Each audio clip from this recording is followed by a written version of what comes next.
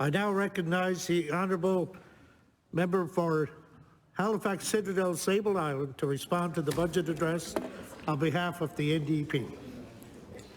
Thank you, Mr. Speaker. Mr. Speaker, before I begin, I'd like to take a moment to acknowledge that we are meeting on the traditional territory of the Mi'kmaq people.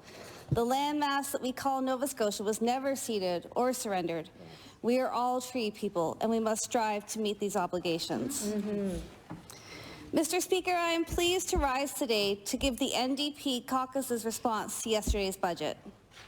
While there are a few items in the budget that I am pleased to see, overall, the budget leaves much to be desired and leaves many people without the supports they need. Mr. Speaker, the Conservatives call this a compassionate budget, but it lacks a real answer for the Nova Scotians who are facing a cost of living crisis. Nova Scotians, like the rest of the world, are facing record levels of inflation, over 5% in Nova Scotia today, and expected to rise even further. It is, as the Premier has reflected or perhaps deflected, a human problem. It is indeed a global shared experience of inflation. But this government and this budget is supposed to show compassion to Nova Scotians who are struggling daily to get by. This budget does little to provide relief to Nova Scotians. For a budget promising compassion, this budget does little to reassure Nova Scotians that their government understands what it's like day in and day out. Rising prices at the grocery store, at the gas pump, and to heat our homes. Rental rates and housing prices that outstrip the resources of many working people and families. The Conservatives have let rent evictions begin again, and paid sick leave will end this week. In many ways, the government is making the situation worse. The pandemic was a shared experience, but not an even experience. Many people have been negatively affected by the pandemic, either when it comes to their health, their relationships, or their finances. The Conservatives will say that not everything can be done at once, and that is true. It is true that priority setting is needed. But the lack of action around affordability is incomprehensible. Yes, $13 million was provided in a support package in one-off year-end funding announcements. But that actual funding received by families, it's evaporated by now, perhaps covering already accumulated debts. And this approach gives folks nothing to plan for upcoming expenses. I surely cannot be the only member who has stood at a grocery store cashier, keeping track of each item, asking for subtotals, and putting things back. Some of my earliest memories are of standing beside my mom doing this budget dance, stress emanating from her whole being. That's how we're asking our children to grow up today. Shame. Nova Scotia's income assistance rates have been inhumanely low, and they actually shrink in real dollars every month.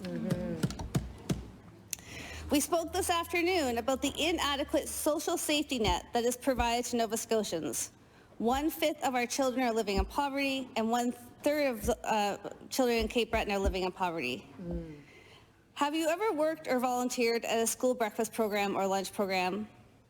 Children shouldn't arrive at schools hungry, with nothing in their backpacks for snacks or lunch. I know that all members would react with compassion in the face of this. Can we agree that we cannot accept poverty management any longer? We need poverty elimination.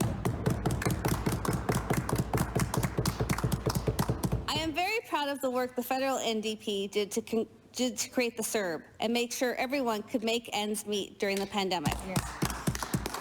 Unfortunately, many of these supports have ended, yet most households have not properly recovered. The result is lower incomes at exactly the time that the cost of living has skyrocketed, putting a major strain on families. Another way the pandemic was not an even experience is around the impact on women and gender diverse folks, racialized communities, and other marginalized groups. For example, while the employment rates for men have largely recovered, employment for women remains higher than at the beginning. Unemployment for women remains higher than at the beginning of the pandemic. Given this situation, it is very odd that the government seems to have failed to conduct any gender-based or diversity analysis of its budget and how the changes will affect different people differently. Another item lacking in this budget is any idea of a multi-sectoral economic recovery plan. The NDP caucus has been calling for such a plan since the end of the first wave of the pandemic. The government should have brought everyone to the table. Businesses, community organizations, unions, environmental groups, First Nations organizations, and others to start working on sector-based economic growth plans. The failure to have all these voices at one table means that things are being missed and overlooked. The hot summer days of a summer election seem far away on this cool March day, but let's collectively recall. I was unprepared for the intimacy of the campaign. On the doorstep, people shared their hopes and fears and their reflections on where we are today.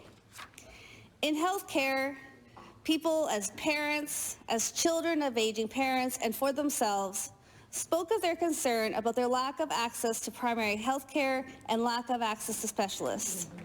They worried about the now, and they worried about the what if. In the terrible what if of a health scare, would they be able to count on the system to respond in a compassionate and timely fashion? I also heard from diverse medical professionals who shared the fears of their own families' access to health care, their own access to the services they needed for their patients, and feeling like they were not practicing to their full potential. They spoke about leaving. They also spoke about how they felt a lack of respect in the system.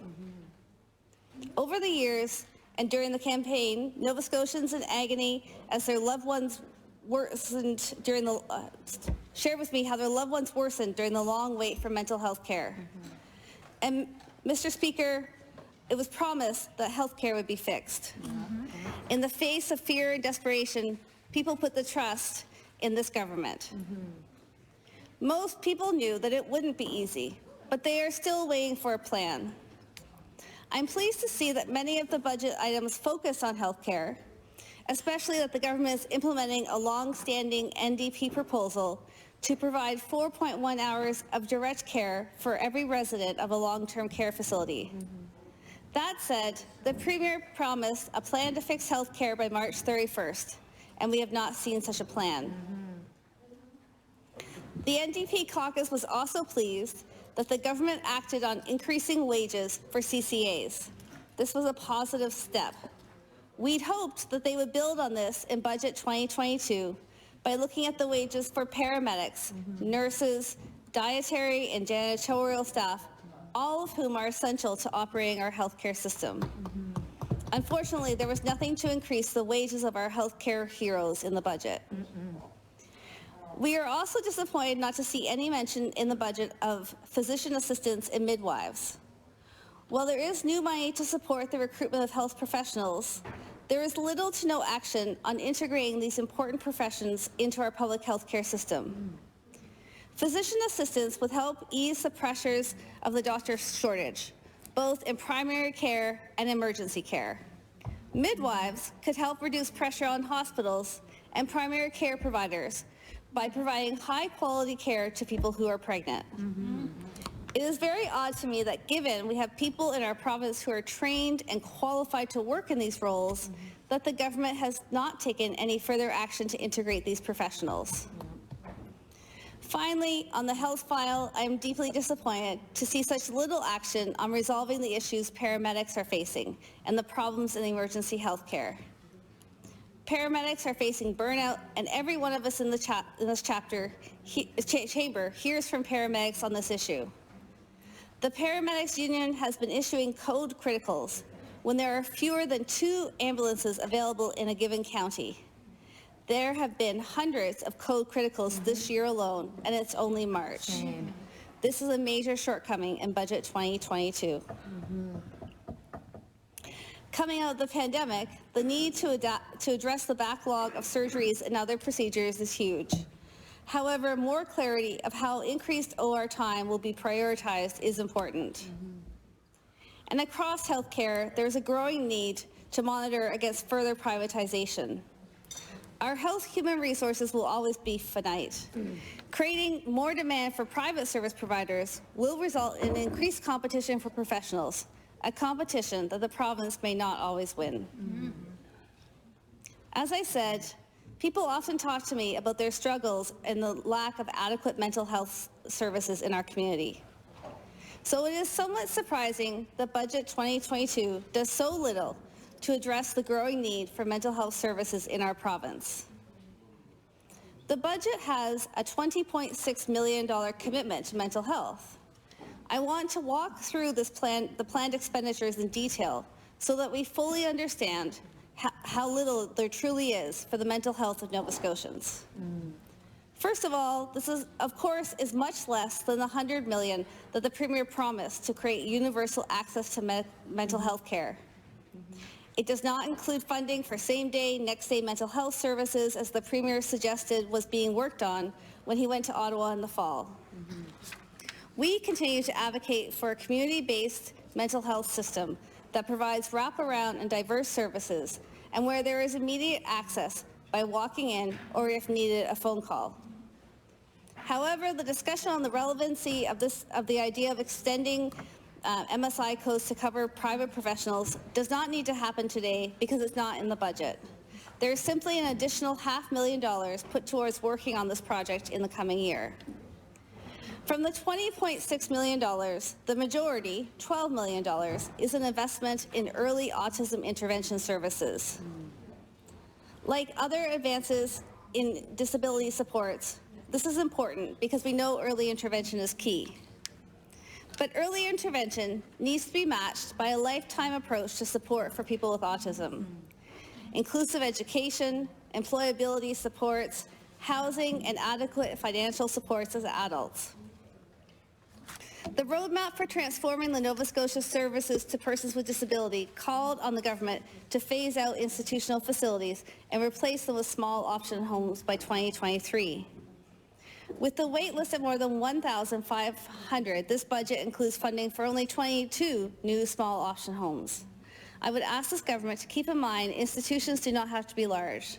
So long as individuals living in small option homes cannot be actively involved in our community due to lack of funding, they are still living in an institution.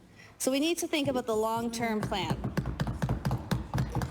And all investments need to be matched by respect and true compassion, by stopping the fight in courts against disabled people in this province.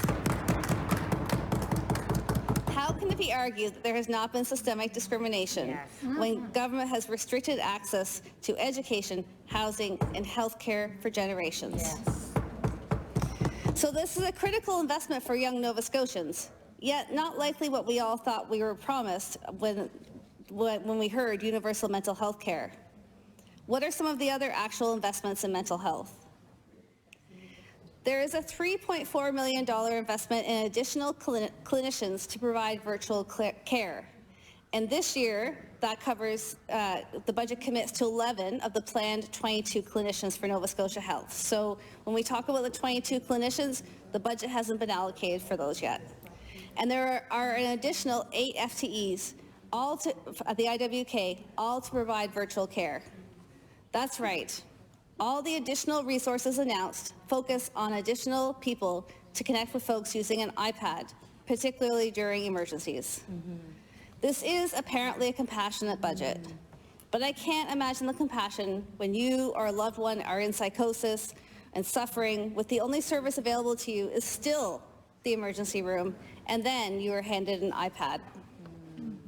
Where are the investments in communities to keep people well? The IWK is currently implementing an integrated youth services initiative, and we are almost the last place in Canada to introduce this model to support young people. In every other jurisdiction, these initiatives were introduced, championed, and supported by the government as a systemic response to youth mental health needs. But this budget offers no support. There is also $2.3 million allocated to additional FTEs to help in data collection and evaluation. And surely this is important.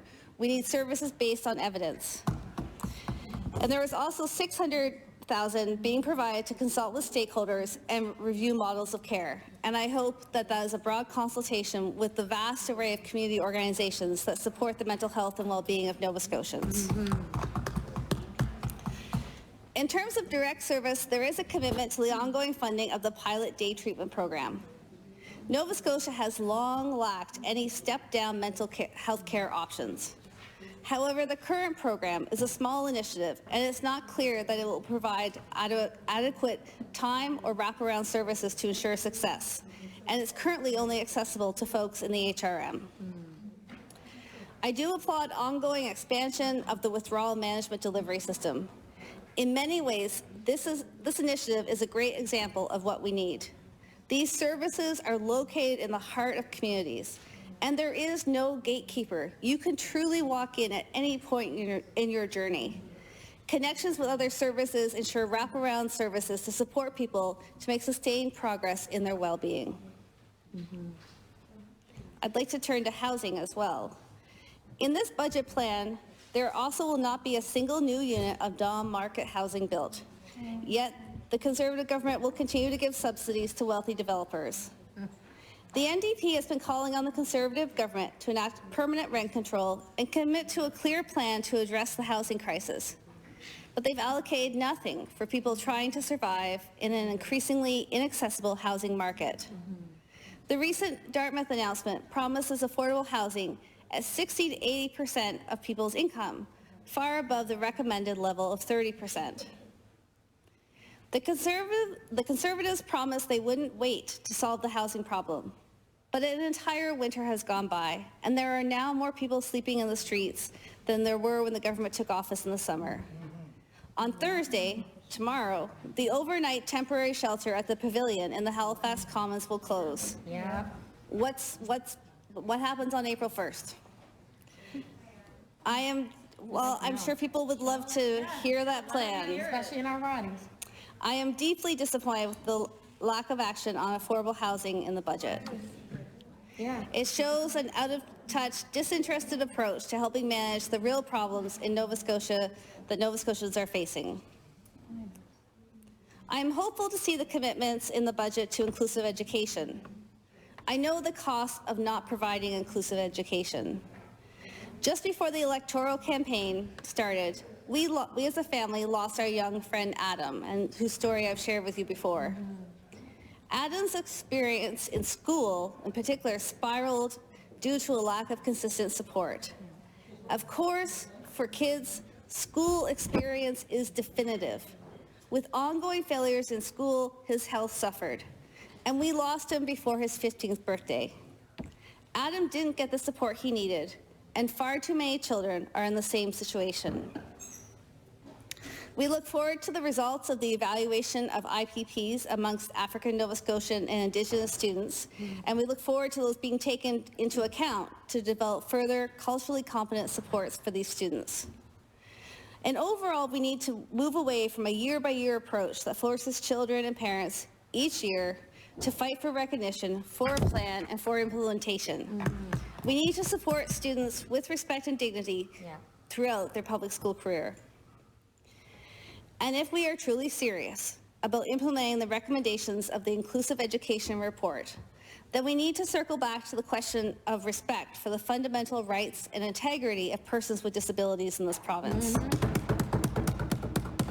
In 2018, I was honored to lead youth engagement processes to advise the Commission on Inclusive Education in partnership with Easter Seals, Pathways to Education in Spryfield, and Langhouse. What youth said they wanted, what they needed, was respect and compassion by the system. But right now, when they look forward in their lives as young adults to working or further study and to independent living, they see members of their community in the courts taken there by government that wants to make them fight the concept that they are discriminated against in a systemic way. In advanced education, the Conservatives made some one-time year-end investments in advanced education. Research Nova Scotia received a $25 million investment. But to truly make sure that we have the research happening and being shared that we need in this province, Research Nova Scotia needs an ongoing increase of approximately $20 million per year. There were one-time infusions to help offset the deferred maintenance needs of rural universities, but there are further pressures in this area. The specialized facilities of universities need to keep pace with the technical requirements in all areas of study. And the crisis of affordability hits students hard. Coming to Nova Scotia for school means coming to a province with a low minimum wage and high costs, especially in housing. Coupled with no mention of controlling tuition fees or relieving student debt, it's hard to see how any student would find this a welcoming place. The one-time year-end allocation of $875 was, I hope, helpful for some. Yet, in many ways, how this was administered demonstrates exactly how out of touch the government is with the needs of students. Students who qualified, and it was a complicated process, received that one-time payment.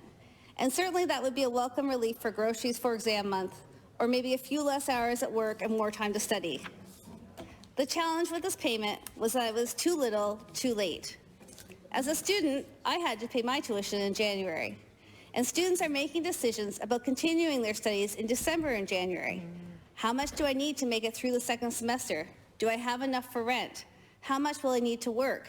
Maybe they thought I will work more and study part-time, which then sadly made them ineligible to receive this payment. And we continue to call for more equitable treatment of international students. We want international students to come and stay. There are specific steps to making this province more welcoming, including extending MSI access from day one. We have spoken to our concern about the lack of investments in environment, climate change, and natural resources. We are eager to see the climate plan and the plans for the Green Fund over the next few years. Achieving our climate change goals requires action now. It is difficult to look at a budget that does not announce any new investments. And if we are to truly achieve our climate crisis goals, we need systemic changes in energy and other systems. But we need to do this all together. The lack of investment indicates that there will be a lack of support to key partners in this plan to enable them to do the work.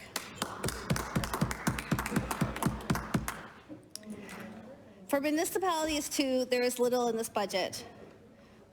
For funding and climate change, municipalities need support to hire staff, to engage in planning, and to construct and rehabilitate physical infrastructure.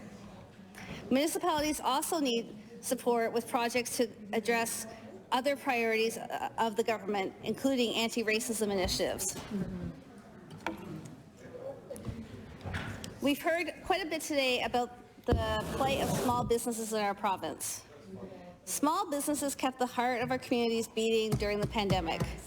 Creative approaches to feeding and supplying us were usually done with a sense of civic duty, pride, and good humor. We saw the compassion of small business owners who tried desperately to keep staff on payroll and keep staff and customers safe. Most small and medium-sized businesses across Nova Scotia now hold an enormous amount of debt. They are also facing mounting costs and continued uncertainty from the global market. Finally, I just want to touch on arts and culture, and the honourable member from Dartmouth North provided an eloquent overview of the importance of the creative economy. Can you imagine a Nova Scotia without a creative economy? I cannot. I remember the thrill when we moved back from Ottawa, and I won't comment on Ottawa's level of creativity, and first hosted friends, old and new. And we realized that we had an amazing group of friends who gathered. They created music, words, performances, dances, and more. And another sector that suffered in the pandemic was the accommodation of food, again, as the Honourable Member for Dartmouth North outlined. So we know that the government sees the value of sector investments in film and television, sports and rinks, and the decision to move tourism into the department. But we can do more. We need a recovery plan that assesses how to support diverse parts of the sector. The investment in Nova Scotia film, in a sound stage and the Content Career Fund are important, but the live performance sector needs more of a boost. And unless we take action, there will be long-term effects on this sector. Mr. Speaker, I will wrap up my comments with a few final thoughts. I don't have an sorry. I want to talk for a moment about what was needed versus what was delivered in Budget 2022. One thing that was needed was action on the rapidly rising cost of living. What was delivered was very little. No help for people to buy their groceries. No help for people to fill their oil tanks. No help for people to put gas in their car. And no relief from some of the highest electricity bills in the country. Another thing that was needed, that is still needed, is getting people access to the mental health care they need. What was delivered was a broken promise on universal access. People who are struggling have grounds to be deeply disappointed in this government. Another thing that was needed was action on affordable housing. What was delivered in Budget 2022 is more of the same failed policies. More subsidies for developers, more rent subsidies, the end of the ban on rent evictions. But not one new non-market home will be built as a result of this budget, which means the housing crisis will only get worse. What was needed was broad-scale relief for people struggling to make ends meet. And what was delivered were regressive tax credits that will only be accessible to those who have resources in the first place. We are running a deficit that we need now, but without a plan for implementing priorities, we can't anticipate the financial plan going forward in an adequate way.